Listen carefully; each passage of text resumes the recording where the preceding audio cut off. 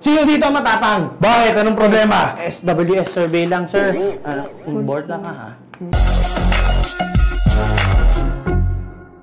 Sup mga kapepe? May mga nagtatanong, paano natin matatanggal ang mga korap sa parliamentary system? Well, kung magpa-parliamentary tayo, magiging bukas na sa publiko lahat ng sessions nila every week televised. Koroy! Magiging shared na rin ang responsibility sa decision making sa bawat projects within the parliament. Kasama na dito ang pagmumonitor sa mga transaksyon ng gobyerno. Dagdag mo pang factor ang may nakatingin at nag-audit sa bawat galaw mo. Nagaling sa shadow cabinet from the opposition. Ngayon, kung talaga namang ubod ng kapal ng mukha mo, at may ginawa ka pang kabalbalan, nabadali ka mapapatanggal sa pwesto, friend. Gamit ang tinatawag nilang vote of no confidence. Hindi na kailangan dumaan pa sa napakahabang impeachment proceedings o magantay ng susunod na eleksyon. Kung paaso-aso ka magtrabaho, antimano, kick out ka sa parliamentary at makakatingin ka ng mga immortal words ni Aklas na uwe!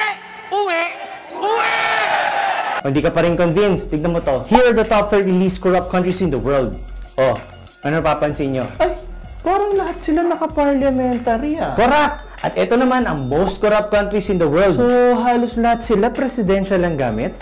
Asan nga pala ang Pinas? Well, ang Pinas ay pang 111 sa listahan ng mga corrupt government. So, kung bibigyan tayo ng pagkakataon to change our current form of government, sa tingin mo, anong mas makakabuti sa atin? Ang sumama sa mga babagsaking bansa? O jumuin sa mga bansang mauunlad? Correct the Constitution na. So, that's it for now. Hope may natutunan naman kayo. And as always, like, comment, share, and follow us for more Ref Per Minute videos.